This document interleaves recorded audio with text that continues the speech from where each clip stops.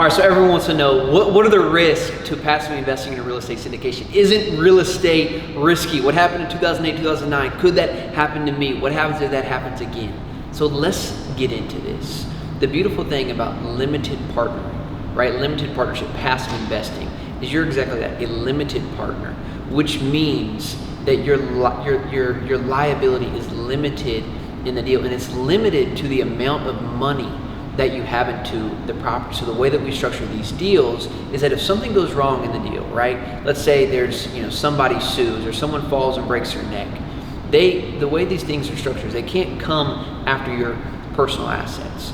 We're also getting to non-recourse lending as fast as possible, if not right up front. And so the beautiful thing about non-recourse lending, which is only available in large commercial real estate, is that the loan is collateralized by the asset, by the actual asset itself, and not personal assets, which is so different than if you were to go down the street and buy your duplex or your triplex, or even your personal home, which you're guaranteeing that loan through your personal assets. So if something were to go wrong, they can come and collect off of everything that you've worked for in the past. And so this is, in terms of liability, this is such an important thing to know, that you can get into real estate, you can own real estate without having to take on so much liability.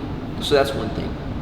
The second thing is, let's talk about if there was another crash, or if there is a dip, why we like this type of real estate compared to single family real estate investing. And you look back at 2008 and 2009, what happened in the subprime mortgage crisis is because people were, they weren't qualified for these loans, the balloon payments came due, and they didn't have the money to actually take down or cover their mortgage, and so they lost everything.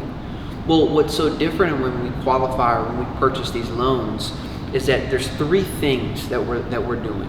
One, we want to make sure we have enough cash flow from the current tenant base, the rental income, to cover our debt, to cover our expenses, and to give money back to investors. And so in a typical deal, there's enough money to cover all three of those things: our debt, our expenses, and to pay back investors.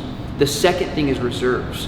The lender itself, the bank, requires that we have at least $250 per unit per year for reserves. So that means that if something were to go wrong, there was a rainy day, we always have cash aside to pull from. And then the third thing is long-term debt, right? And so in the worst case scenario, we do hit a dip in the market. What do? We do nothing. We just don't sell. We hold on to that asset until, of course, we're back out of that dip and it's a better time to refinance or to sell that deal. And so that's the benefit that we have whenever we're limited in our liability, and we make sure we have all three of those things. Really, that risk is mitigated. Of course, there's risk in any investment, but it's not, of course, it's not if something goes wrong, it's when something goes wrong. And the best way to hedge against that is to make sure you have those things in place.